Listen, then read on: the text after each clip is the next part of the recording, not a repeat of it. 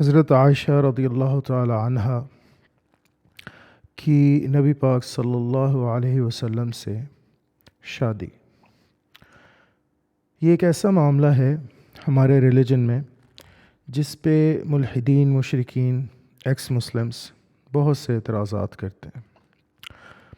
ٹھیک ہے، پروپیگنڈا تو ریلیجنز کے خلاف ہمیشہ سے ہوتا رہا ہے اور اسلام کے خلاف صدیوں سے پروپیگنڈا جاری ہے، لیکن آج کے زمانے میں ایک مسئلہ یہ ہے کہ ہماری یوتھ اس طرح کے سوالات سے بہت جلدی پریشان ہو جاتی ہے۔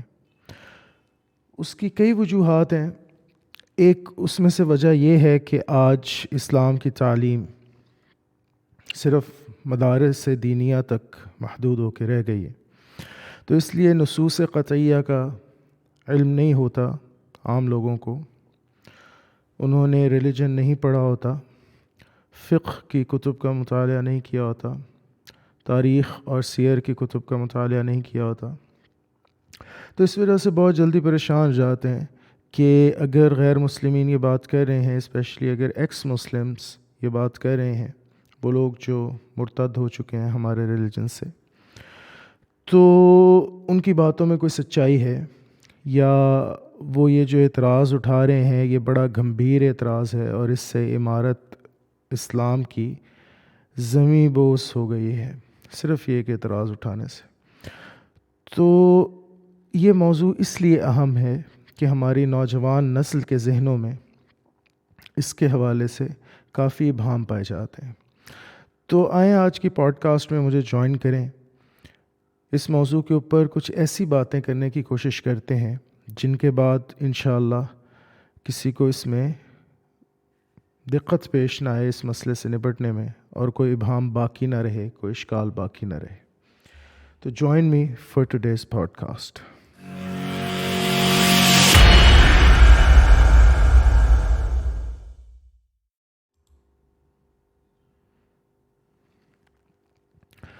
سب سے پہلی بات تو اس ضمن میں یہ ہے کہ ہمارے ایک طبقے نے جب اس چیز پر اعتراض ہونا شروع ہوا، یہ جو حضرت عائشہ رضی اللہ تعالی عنہا کی شادی نبی پاک صلی اللہ علیہ وسلم سے، چونکہ صحیح روایات کے مطابق 6 سال کی عمر میں ہو گئی تھی، اور کنزیومیشن، رخصتی اور شب باشی کرنا، یعنی کنزیومیشن اردو میں شب باشی کرنا، ہم بستری کرنا، ہم بستری جو ہے وہ 9 سال کی عمر میں ہوئی۔ حضرت عائشہ رضی اللہ تعالی عنہا اپنے فم مبارک سے، اپنی زبان سے خود یہ بات بتلاتی ہیں کہ جب میری شادی ہوئی تو 6 سال کی عمر تھی، اور جب کنزیومیشن ہوئی، ہماری شادی جب کنزیومیٹ ہوئی تو 9 سال کی عمر تھی۔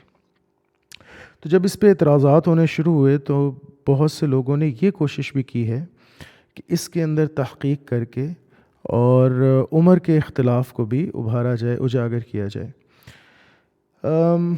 اس وقت فی الحال اس نشست میں ہمارا موضوع یہ نہیں ہے، ہم اس چیز پہ تحقیق نہیں کریں گے، ہم اس چیز پہ بات نہیں کریں گے کہ حضرت عائشہ رضی اللہ تعالی عنہا کی عمر کیا تھی، ہم اس میں اختلاف رائے جو ہے اس کو ڈسکس نہیں کریں گے، اس چیز کو کسی اور وقت کے لیے اٹھا رکھتے ہیں۔ اگر مجھ سے سوالات ہوئے اس ضمن میں تو ایک اور پوڈ کاسٹ بناؤں گا جو صرف اسی مسئلے کو ڈیل کرے کہ حقیقتاً عمر کتنی تھی حضرت عائشہ رضی اللہ تعالی عنہا کی وقت زواج اور وقت رخصتی۔ تو یہ فی الحال ہمارا موضوع نہیں ہے۔ اگر آپ میں سے کسی کو شوق ہو تو مولانا حبیب الرحمن کاندھلوی صاحب ہیں، انہوں نے کتاب لکھی ہے تحقیق عمر عائشہ رضی اللہ تعالی عنہا۔ یہ کتاب اس وقت مارکیٹ میں اویلیبل تو نہیں ہے، کم از کم to the best of my knowledge میں نے جب کوشش کی تھی کہ میں اردو بازار وغیرہ سے اگر اس کتاب کا کوئی نسخہ حاصل کر سکوں تو میرے ہاتھ تو نہیں لگا تھا، لیکن انٹرنیٹ پہ آپ کو بہرحال مل جائے گی، اور اس کے اندر کچھ بڑے عجیب و غریب قسم کے استدلال بھی ہیں، لیکن ان پہ تفصیل سے بات کریں گے۔ آج کا جو موضوع ہے اس میں ہم یہ مان رہے ہیں، اور ویسے بھی حقیقت بھی یہی ہے کہ نبی پاک صلی اللہ علیہ وسلم سے جب شادی ہوئی ہماری ماں حضرت عائشہ رضی اللہ تعالی عنہا کی تو ان کی عمر 6 برس کی تھی، 6 برس، یا بہت اسٹریچ آپ کریں تو 7 ایئرس کہہ لیں، 7 برس کی. اور جب ان کی رخصتی ہوئی، وہ جب نبی پاک صلی اللہ علیہ وسلم کے گھر تشریف لے گئیں تو گھر حاضر ہو گئیں، تو اس وقت ان کی عمر تھی 9 سال یا 10، اگر اس کو بہت آپ اسٹریچ کریں. تو اس کے اوپر اعتراض ہوتا ہے غیر مسلموں کی طرف سے اسپیشلی، اور ایکس مسلمس کی طرف سے، کہ جی دیکھیں آپ کے پروفٹ صلی اللہ علیہ وسلم نے ایک چائلڈ سے میرج کی، ایک بچی سے شادی کی. ظاہر ہے 6 سال کی عمر جو ہے وہ بچکانا ہے، اور 9 سال کی عمر میں بھی اگر جا کے اس کو کنسومیٹ کیا ہو تو بھی 9 سال کی عمر بھی بہرحال بچکانا عمر ہے. تو اس ضمن میں سب سے پہلی بات جو آپ نے ذہن میں رکھ لیں وہ ہے ایک فیلیسی ہوتی ہے منطق کے اندر، ایک یعنی اردو میں، اب میں اس کا ترجمہ کرنے سے قاصر ہوں کہ فیلیسی کو کیا کہتے ہیں اردو میں، لیکن ایک غلطی، ایک آپ حماقت کر بیٹھتے ہیں بعض اوقات منطقی طور سے، ایک چیز غیر منطقی جو آپ کرتے ہیں، اس میں سے اس فیلیسی کو کہتے ہیں فیلیسی آف پریزنٹزم. یہ میں آپ کو ساتھ دکھاتا بھی چلوں، نیٹ پہ دیکھ لیتے ہیں. میری عادت ہے کہ میں کوشش کرتا ہوں کہ جو بات سامنے ہو جائے وہ بہتر ہے، بجائے اس کے کہ آپ کہیں کہ بھئی بغیر دلیل کے یا بغیر کسی حوالے کے میں بات کر رہا ہوں. تو اس کو گوگل پہ سرچ کر لیتے ہیں، پریزنٹزم. یہ دیکھیں، یہ ڈکشنری کی ڈیفینیشن آ گئی. Uncritical adherence to present day attitudes, especially the tendency to interpret past events in terms of modern values and concepts. The tendency to interpret past events in terms of modern values and concepts. یعنی ماضی کی باتوں کو حال کے مطابق ان کی تشریح کرنے کی کوشش کرنا. آج کے دن میں جو حالات اور واقعات ہیں، جو اصول و قواعد ہیں، آج کے دن کی جو مشکلات ہیں، آج کے دن کے جو نیریٹیوز ہیں، اس کے مطابق آپ پاسٹ کی ایونٹس کو جج کرنا شروع کر دیں.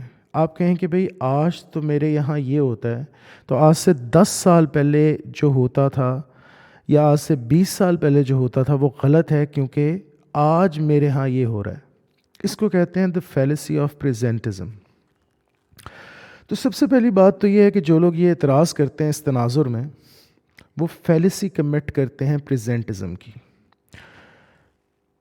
ہم دور کیوں جائیں، ہم یہاں پہ اگر انٹرنیٹ پہ ہی سرچ کرتے ہیں age of consent in middle edges,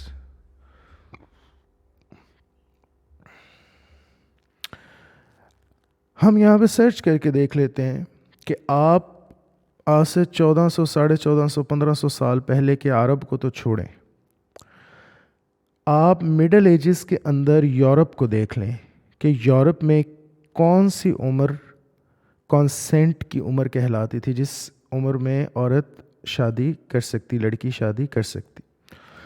تو یہاں پہ پہلا رزلٹ آپ کے سامنے آ رہا ہے کہ in the 12th century Gratian, the influential compiler of canon law in medieval Europe, accepted the age of puberty for marriage, not sex, to be around 12 for girls and around 14 for boys, but acknowledged consent to be meaningful if both children were older than 7 years of age. یعنی اگر 7 سال سے زیادہ کی عمر ہے لڑکے یا لڑکے کی، تو وہ آپس میں میریٹل کانٹریکٹ میں انٹر ہو سکتے ہیں، ان کا کانسینٹ میننگ فل ہوگا اگر وہ ایک دوسرے سے شادی کرنا چاہیں. اور جو proper canonical age of marriage اس نے رکھی، وہ رکھی 12. اب یہ ایج آف میرج ہے، ایج آف کنزومیشن نہیں ہے، لیکن بہرحال ایج آف میرج بھی 12 سال تو تھی. اب آپ آج کے سٹینڈرڈ پہ، آج آپ نے سٹینڈرڈ بنایا ہے کہ یہ پیڈوفیلیا ہے، جو اتنی ایج سے کم عمر کے بچوں کے ساتھ آپ اگر سیکچولی انگیج کریں، تو آپ آج کے رولز پر اور لاز پر بیس کر کے پھر یہ جو سارے لوگ ہیں یورپین گورے، ان سب کو بھی پیڈوفائل کہیں. یہ سارا پیڈوفیلیا ہوتا تھا وہاں پہ. تو یہ فیلیسی آف پریزنٹزم ہے. آپ کرتے کیا ہیں فیلیسی آف پریزنٹزم میں؟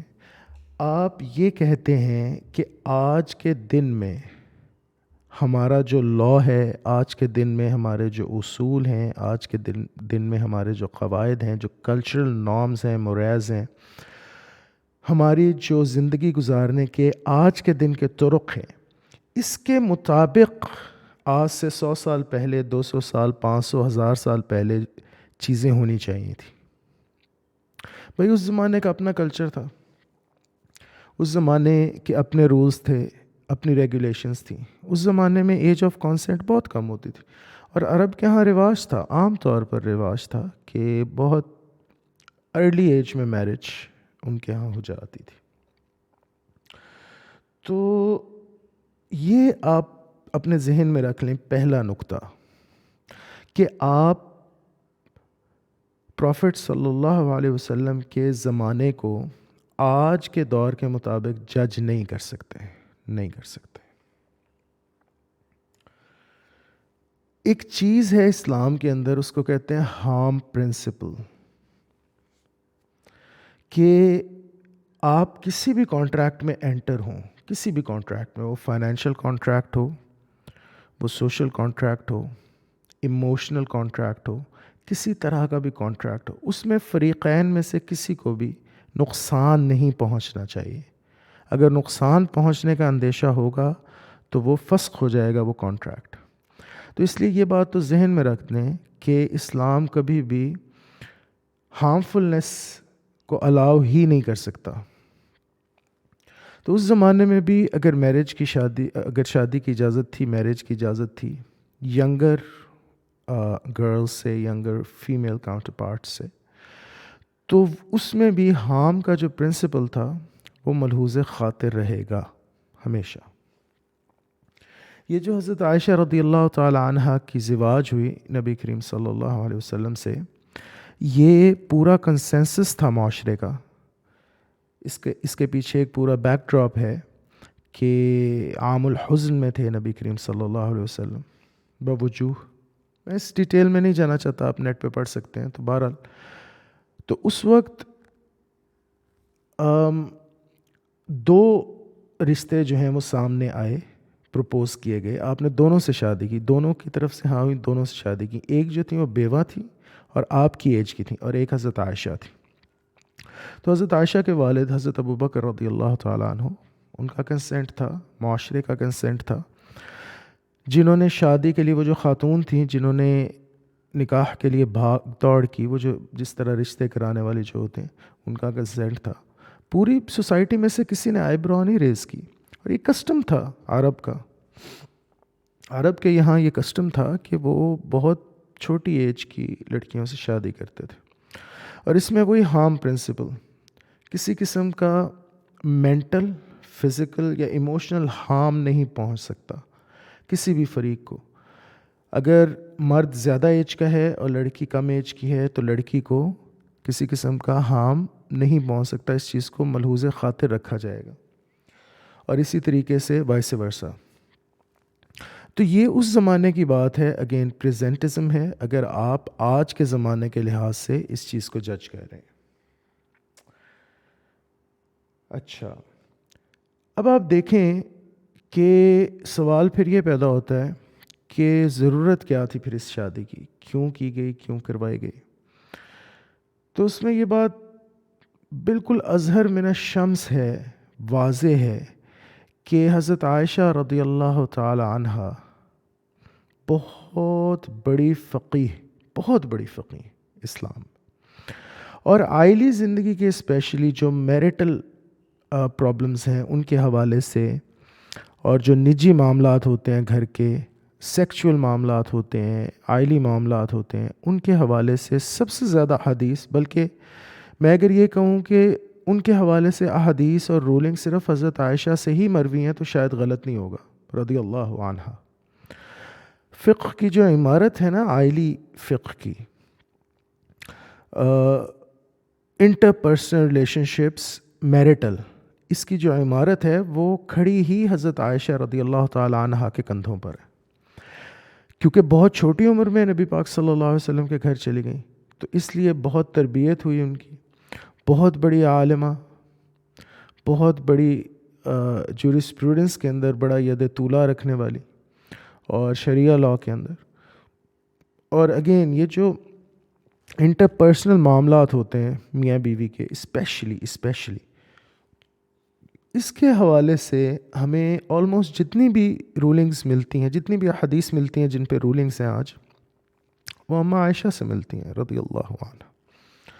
تو یہ اس کی بہت بڑی حکمت، اسی ہارم پرنسپل جس کی میں نے بات کی اسی کو دوبارہ ذہن میں لائیں۔ آپ مجھے ایک بات بتائیں، نبی کریم صلی اللہ علیہ وسلم کی وفات کے بعد کتنی لمبی عمر پائی حضرت عائشہ نے؟ تو اگر ہم بالفرض محال یہ مان بھی لیں کہ ان کے ساتھ یہ زیادتی ہوئی تھی، ظلم ہوا تھا معاذ اللہ، اور معاذ اللہ نقل کفر نباشت، کہ نبی کریم صلی اللہ علیہ وسلم نے کوئی زیادتی جبر ان کے ساتھ کیا، تو جب نبی پاک صلی اللہ علیہ وسلم کی اس دنیا سے، اس ظاہری دنیا سے آپ نے جب صلی اللہ علیہ وسلم جب پردہ فرما گئے آپ، تو اس کے بعد تو ایسی کوئی بات نہیں تھی کہ وہ جس سے ڈرتی رہتی اور پھر لب کشائی نہ کر پاتی۔ انہیں تو چاہیے تھا، اگر کوئی ایسا معاملہ ان کے ساتھ ہوا تھا تو جس پائے کی وہ عالمہ، ماشاءاللہ عالمہ فاضلہ، اور جو ان کا کردار ہے کہ وہ جھوٹ تو ان سے ہم توقع نہیں کر سکتے، جھوٹ کی سب نے انہیں ثقہ لکھا ہے، اور یہ توقع بھی نہیں کی جا سکتی کہ وہ معاذ اللہ کذب سے کام لیں۔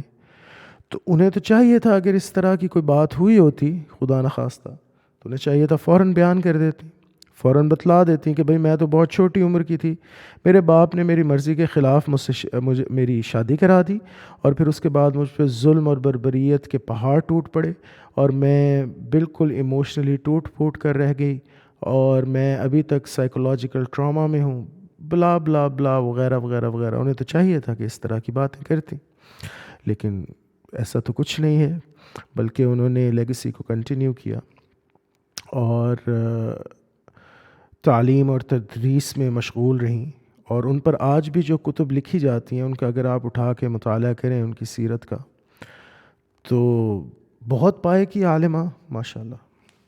تو یہ تو کردار سازی ہوئی ان کی، یعنی ہارم پرنسپل کی تو آپ کیا بات کرتے ہیں، بجائے اس کے کہ کوئی ڈیمیج ہو ان کی پرسنالٹی کو، ان کی تو پرسنالٹی بلڈ ہوئی۔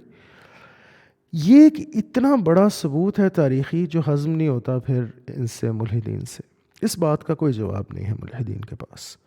یہ سوال ہے کہ اگر ایسا کوئی معاملہ تھا یا ایسا کوئی معاملہ ہوا بقول ان لوگوں کے، تو بعد میں نبی کریم صلی اللہ علیہ وسلم کی حیات ظاہری سے پردہ فرمانے کے بعد اماں عائشہ نے کیوں نہیں کوئی بات کی اس سلسلے میں؟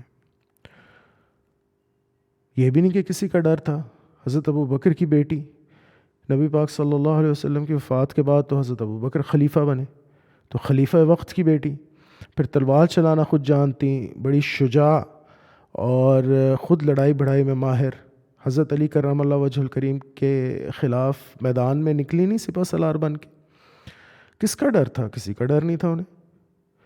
وہ بہرحال جنگ جمل صفین وہ کیا معاملات تھے وہ ایک علیحدہ بحث ہے، اس میں حضرت عائشہ نے خود مانا کہ ان سے اجتہادی غلطی ہوئی، حق علی کرم اللہ وجہ الکریم کے ساتھ تھا۔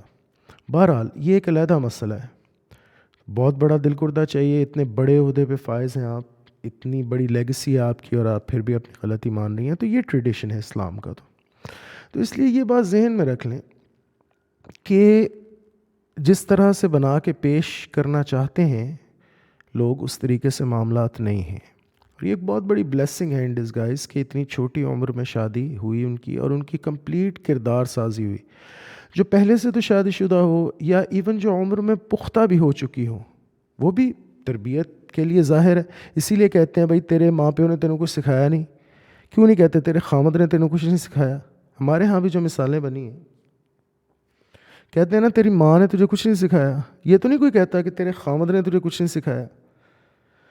اس کی ریزن یہ ہے کہ اوائل عمری کے اندر کردار سازی میٹر کرتی ہے، جو شروع سے جب آپ چھوٹی عمر کے ہوتے ہیں 5 6 7 سال کے، اس وقت سے جو کردار سازی ہوتی ہے آپ کی، آج بھی سائنس یہی مانتی ہے نا. آپ اگر سائنٹیفک جرنلز اٹھا کے دیکھ لیں، آپ اگر سائنٹیفک ریسرچ اٹھا کے دیکھ لیں، تو وہ بھی یہ کہتے ہیں کہ جو اوائل عمری کے اندر جو نقوش آپ کے ذہن پہ ثبت ہو جاتے ہیں وہ انمٹ ہوتے ہیں، وہ پھر ساری عمر آپ کے ساتھ رہتے ہیں. تو سائنس بھی یہ بات آج مانتی ہے، ہمارے معاشرے میں بھی یہ بات عام ہے کہ ماں نے آپ کو کچھ نہیں سکھایا، آپ کے باپ نے کچھ نہیں سکھایا.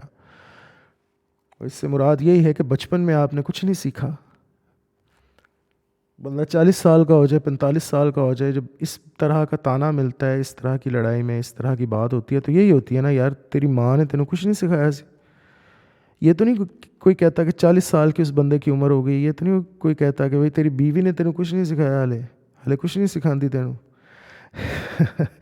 تو خیر یہ تو مزاح کی بات ہے، لیکن آپ عرض کرنے کا مقصد سمجھ گئے کہ اوائل عمری میں جو تربیت ہوتی ہے اور جس طریقے سے نقوش انمٹ ہوتے ہیں، جو اس وقت جو ثبت ہوتے ہیں آپ کے ذہن پہ، روح پہ، قلب پہ، وہ بعد کی عمر میں جا کے نہیں ہو سکتے، پختہ عمری میں نہیں ہو سکتے. اور اسپیشلی اگر آپ کسی اور گھرانے سے آئے ہوں، لائک آپ کی اگر پہلے ایک شادی ہو، اس کے بعد طلاق ہو گئی یا خاوند مر گیا، اس کے بعد آپ کسی اور گھر میں گئے، تو وہ جو پہلے آپ نے جو کچھ سیکھا ہے اصلاً تو اس کے آپ پہ گہرے نقوش ہیں. اور نبی کریم صلی اللہ علیہ وسلم کی ازواج مطہرات میں سے وہ بھی ہیں جو اسلام لائیں بعد میں، تو ان میں سے تو کسی کو وہ مقام حاصل نہیں ہے جو حضرت خدیجۃ الکبریٰ رضی اللہ تعالی عنہا کا ہے مقام، اور جو حضرت عائشہ رضی اللہ تعالی عنہا کا ہے. تو یہ بات تو خیر حدیث میں بھی آئی کہ نبی کریم صلی اللہ علیہ وسلم نے فرمایا کہ دل پہ زور نہیں چلتا، حضرت عائشہ رضی اللہ تعالی عنہا کے بارے میں فرمایا. تو بہرحال یہ بات بالکل اختلاف اس میں نہیں ہے کہ حضرت عائشہ رضی اللہ تعالی عنہا حضور اکرم صلی اللہ علیہ وسلم کی لاڈلی ترین بیوی تھی، اور متربتہ بائی دا پروفٹ ہمسیلف صلی اللہ علیہ وسلم، سب سے زیادہ تربیت میں پختہ نبی کریم صلی اللہ علیہ وسلم کی تربیت میں تھی. تو یہ جو ہے یہ اس کے اندر بات آ گئی. اب ایک اور چیز ہے اس ضمن میں، اور وہ بڑی امپورٹنٹ چیز ہے، بہت امپورٹنٹ چیز ہے.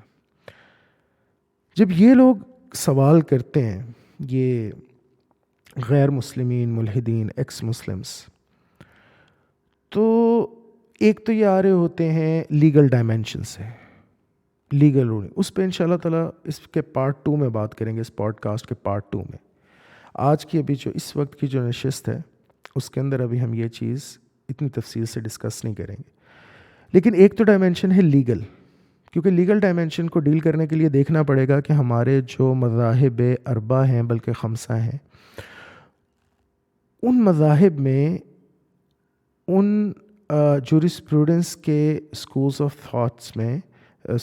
تھاٹ میں کیا چائلڈ میرج الاؤڈ ہے یا نہیں ہے. تو وہ تفصیل سے ہم دیکھیں گے انشاءاللہ. لیکن اس ضمن میں فی الحال یہ سمجھ لیں کہ لیگل ڈائمینشن سے بھی اگر آپ آ رہے ہیں تو فیلیسی آف پریزنٹزم کا میٹ اپ کر رہے ہیں.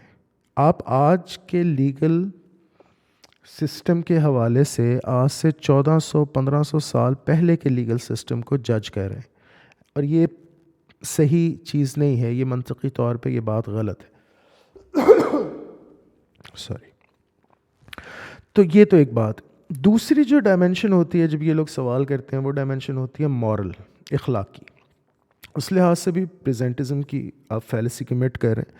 آج کے زمانے میں جو اخلاقیات ہیں اور جس طرح سے آج کا زمانہ انہیں فارمولیٹ کرتا ہے، ظاہر ہے آج سے 1400-1500 سال پہلے فرق تھی. اس زمانے میں چھوٹی لڑکی سے شادی کرنا کوئی معیوب بات نہیں سمجھی جاتی تھی، آج شاید سمجھی جاتی ہے.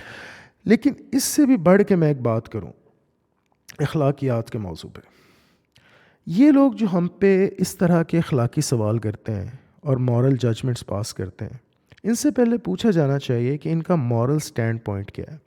آپ جب کسی ایتھیسٹ سے پوچھیں گے، ایکس مسلم سے پوچھیں گے کہ بھائی آپ کا مورل سٹینڈ پوائنٹ سبجیکٹیو ہے یا آبجیکٹیو ہے، تو وہ آپ کو جواب دے گا کہ آبجیکٹیو ہے، 99% آف دا ٹائم. یہ کیا ہوتا ہے؟ سبجیکٹو مورالٹی اور آبجیکٹو مورالٹی کیا ہوتی ہے؟ آبجیکٹو مورالٹی ہوتی ہے جو انڈیویجول کوگنیشن پہ بیس نہ کرے، یعنی آپ کی اور میری اخلاقیات فرق نہ ہوں. آبجیکٹو مورالٹی ہے یہ. آپ کی اور میری اخلاقیات میں کوئی فرق نہ ہو، کوئی تفاوت نہ ہو، بلکہ ہم ایک ہی نیچرل ایتھکس میں بلیو کریں جو نیچر میں آؤٹ سائڈ آور سیلف جو ایگزسٹ کرتی ہے. اور سبجیکٹو مورالٹی اس کے الٹ ہوتی ہے کہ آپ کی اخلاقیات کا معیار کچھ اور ہے، میری اخلاقیات کا معیار کچھ اور ہے. میں اپنے ذہن سے سوچتے ہوئے اپنی اخلاقیات خود متعین کر رہا ہوں. اس کو سبجیکٹو مورالٹی کہتے ہیں. ہمارے لیے آبجیکٹو مورالٹی ہے کہ ڈیوائن مورالٹی ہے، وہ جو اللہ نے ہمیں دی، ہم اس میں مانتے ہیں وہ ایبسلیوٹ ہے. یہ جو لوگ ہیں ملحدین ہیں، ایکس مسلمس ہیں، یہ مانتے ہیں سبجیکٹو مورالٹی کو، کہ جو انسان اپنے ذہن سے سوچ کے اخلاق کے معیارات متعین کرتا ہے. اب مسئلہ اس میں یہ ہے کہ سبجیکٹو مورالٹی میں اگر آپ جائیں تو پھر تو ریپ بھی کوئی بری بات نہیں ہے. ریپ کو آپ کیوں کر برا کہیں گے؟ وہ بھی ایک یوٹیلیٹیرین پرسپیکٹو سے ایک شخص اپنے حیوانی جذبے کی تسکین کر رہا ہے. تو اس میں پھر یہ لوگ کہتے ہیں کہ اس میں بھی نو ہارم پرنسپل ہے، کسی اور کو نقصان نہ پہنچے. تو پھر سوال یہ ہے کہ انسیسٹ کے بارے میں یہ لوگ کیا کہتے ہیں؟ انسیسٹ ہوتا ہے اپنے رشتہ داروں سے، ماں، بیٹی، بہن، بھائی، باپ، ان سے سیکچول تعلقات قائم کرنا. اس کو کہتے ہیں انسیسٹ. جو سبجیکٹو مورالسٹس ہیں، جن کی مورالٹی سبجیکٹو ہے، ان سے اگر آپ پوچھیں گے انسیسٹ کے بارے میں تو وہ کہیں گے کہ اگر بچہ پیدا نہ ہو، بہن بھائی سپوز ہیں، لیگل ایج کے ہیں، اور وہ کانٹرسیپٹیوز یوز کر رہے ہیں، بچہ نہیں پیدا ہوا، کیونکہ بچہ پیدا ہوگا تو پھر وہ جینیٹکلی وہ بچہ جو ہے وہ سائنس یہ کہتی ہے کہ وہ صحیح نہیں ہوگا، وہ درست حالت میں نہیں ہوگا، اس کے اندر بہت سی کجیاں، کمیاں، کوتاہیاں ہوں گی. یہی حال کزن میرجز کا بھی ہے. تو اگر وہ بچہ نہیں کنسیو کر رہے تو پھر انسیسٹ میں کوئی مسئلہ نہیں ہے، بھائی بہن کے ساتھ تعلقات قائم کریں. تو یہ تو حال ہے آبجیکٹو مورالٹی کا. جو ہم پہ مورل کویسچن کر رہے ہیں ان سے پہلے پوچھا جائے گا کہ آپ کا مورل سٹینڈ پوائنٹ کیا ہے. تو یہ ایک بات ذہن میں رکھیں، اسپیشلی میں اپنی یوتھ کو کہہ رہا ہوں، جو میرے بچے ہیں، جو ینگسٹرز ہیں، جن کے ذہن میں اس حوالے سے بہت مسئلہ آتا ہے. آپ پہلے یہ ضرور دیکھ لیں کہ جو آپ سے کویسچن کر رہا ہے وہ کس مورل سٹینڈ پوائنٹ سے آ رہا ہے آپ کے پاس، اس کا مورل ویو کیا ہے.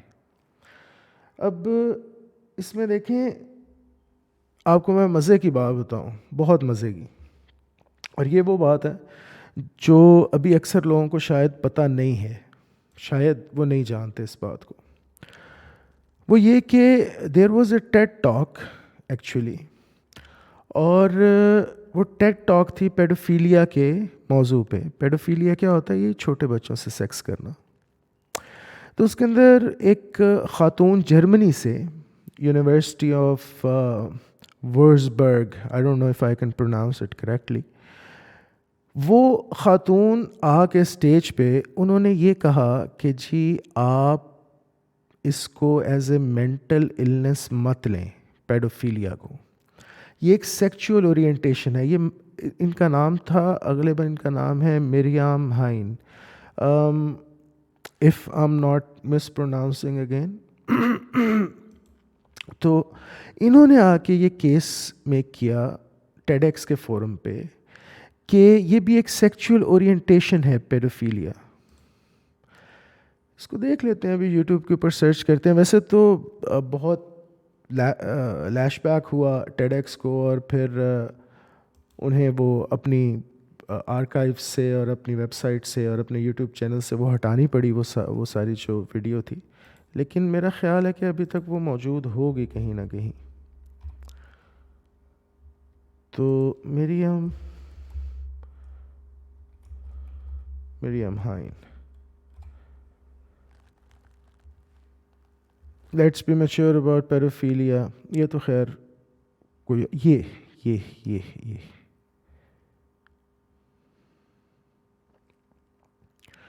یہ آپ دیکھیں، heterosexuality. یہ وہ خاتون ہیں جن کی میں بات کر رہا تھا.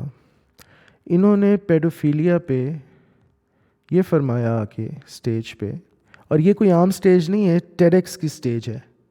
ٹیڈ لاکھ کہتا رہے کہ بھائی ایکس جو ہے اوپر جو چھوٹا سا ایکس یہ لوگ لگاتے ہیں کہ یہ انڈیپینڈنٹ ایونٹ ہوتی ہے، یہ وہ، بہرحال اٹ از اسپانسرڈ بائی ٹیڈ. اور کوئی بہانہ نہیں ہے ٹیڈ کے پاس کہ وہ اس چیز سے انکار کر سکے کہ یہ ان کے فورم سے یہ بات کی گئی کہ it is just a sexual orientation.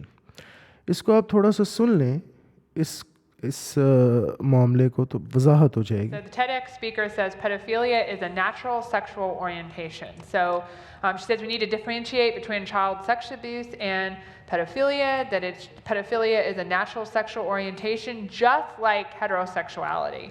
So they're trying to, again, normalize it. So And just so that people know, we're not just making this up. I want you to hear this for yourself. Actually, my understanding is it was a TED video, and because of the outcry, they actually took it down, but it's still on the internet nonetheless. I want to quickly sum.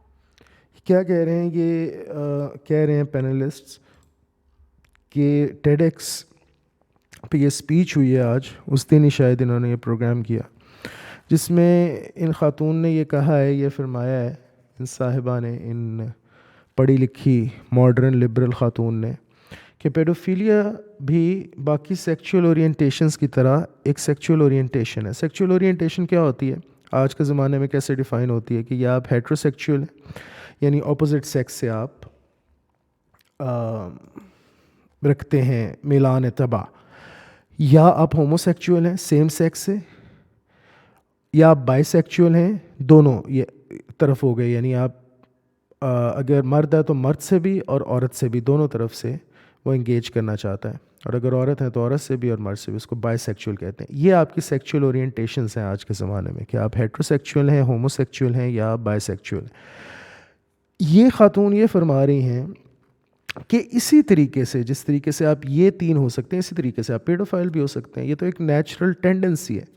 جس سے آپ نے شاید آپ لوگوں کو یہ بات پتہ ہو کہ ہوموسیکچولیٹی کے بارے میں بھی یہ افواہ گردش میں آئی تھی کچھ عرصہ پہلے کہ جی یہ جین ہوتا ہے ایک، یہ انسان کے اندر فطری طور پہ ودیت ہوتی ہے ہوموسیکچولیٹی کی خواہش.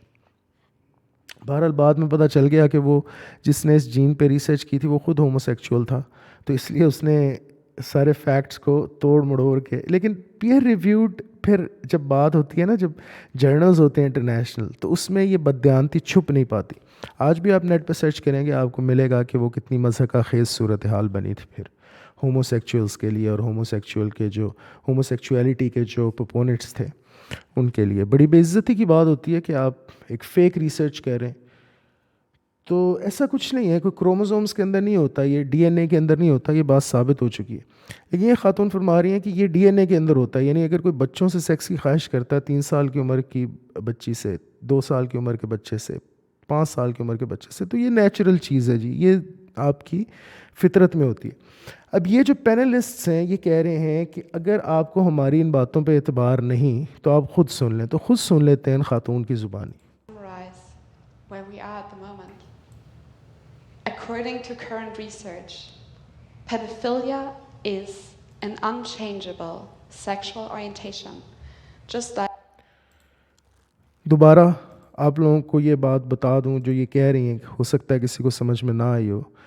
یہ کہہ رہی ہیں کہ موجودہ ریسرچ کے مطابق یہ ایک انچینجبل نیچرل سیکچول اورینٹیشن ہے. پیڈوفیلیا کیا ہے؟ نیچرل سیکچول اورینٹیشن ہے کہ بھئی اگر کوئی 2 سال کے بچے سے، 4 سال کے بچے سے، 5 سال کے بچے سے سیکس کرنا چاہتا ہے تو یہ اس کی نیچرل خواہش ہے، یہ اس کی فطرت ہے. تو ان لبرل سے، یہ جو ملحدین ہیں، ان سے یہ سوال کرنا چاہیے کہ آپ کس مورل سٹینڈ پوائنٹ سے آ رہے ہیں. آپ کے مطابق تو، آج کی ریسرچ کے مطابق تو پیڈوفیلیا بھی جو ہے وہ جائز ہے، اس میں بھی کوئی مسئلہ نہیں ہے، اور ہو سکتا ہے کہ اگلے چند سالوں تک یہ نارملائز ہو جائے. آپ لوگوں کو شاید اس بات کا علم نہ ہو، بہت سے لوگوں کو شاید اس بات کا علم نہ ہو، یہ جو ہوموسیکچولیٹی ہے، امریکن سائیکولوجیکل ایسوسیشن APA، یہ ایک ایسوسیشن ہے بہت بڑی ان کی، وہ ایک مجلہ نکالتی ہے، سالانہ ہوتا ہے، شاید 2 سال کے بعد 5 سال کے بعد ہوتا ہے، آئی ڈونٹ ایگزیکٹلی ریکال. اس کو DSM کہتے ہیں، DSM، diagnostic and statistical manual of mental disorders, DSM کہلاتا ہے وہ. یہ جو DSM ہوتا ہے اس کے اندر وہ کلاسیفائی کرتے ہیں کہ یہ ڈیزیزز ہیں مینٹل، یہ مینٹل النیسز ہیں. آپ کو شاید اس بات کا علم نہ ہو، بڑے مزے کی شاید یہ آپ کے لیے بات ہو، کہ ہومو سیکچویلٹی اس کلاسیفیکیشن کا حصہ ہوتی تھی DSM 3 تک. DSM 3 کا پھر جب سیکنڈ ایڈیشن آیا تو انہیں یہ اس چیز کو بھی سرچ کر لیتے ہیں ابھی آپ کے سامنے، ایسی کوئی کہے کہ جی نہیں اپنی طرف سے کہہ رہے ہیں، تو آپ کے سامنے اس کو سرچ کر لیتے ہیں، ہومو سیکچویلٹی ان DSM.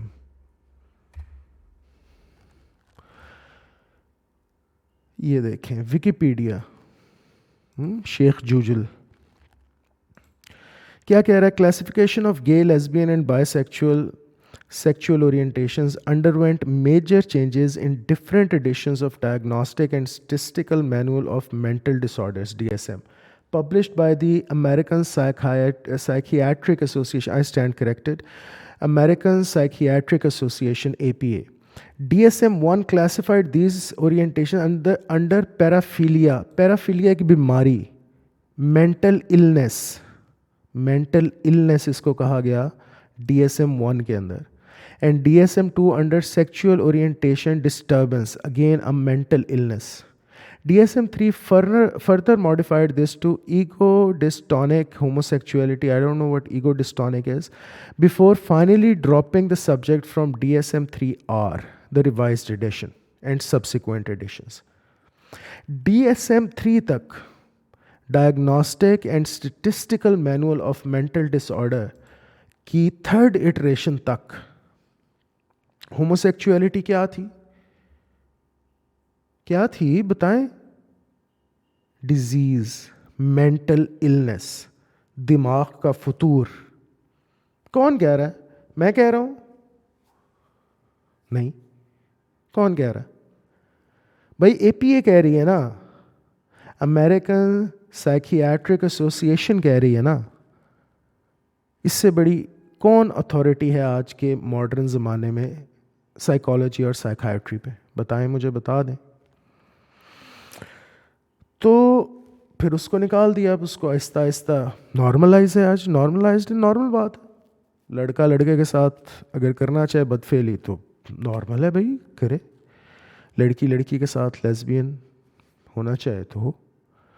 تو مجھے تو خدشہ یہ ہے کہ آئندہ چند سالوں تک، ابھی تک انسیسٹ اللیگل ہے آپ کے یورپ کے اندر، امریکہ کے اندر. پیڈوفیلیا تو آبویسلی مجھے بہت خدشہ ہے اس بات کا کہ آئندہ شاید چند دہائیوں تک یہ بھی نارملائز ہو جائیں چیزیں for these liberals and these people who deal in utilitarianism and subjective morality. میں ایک چیز آپ لوگوں کو ریکمینڈ کرتا چلوں آج اس حوالے سے.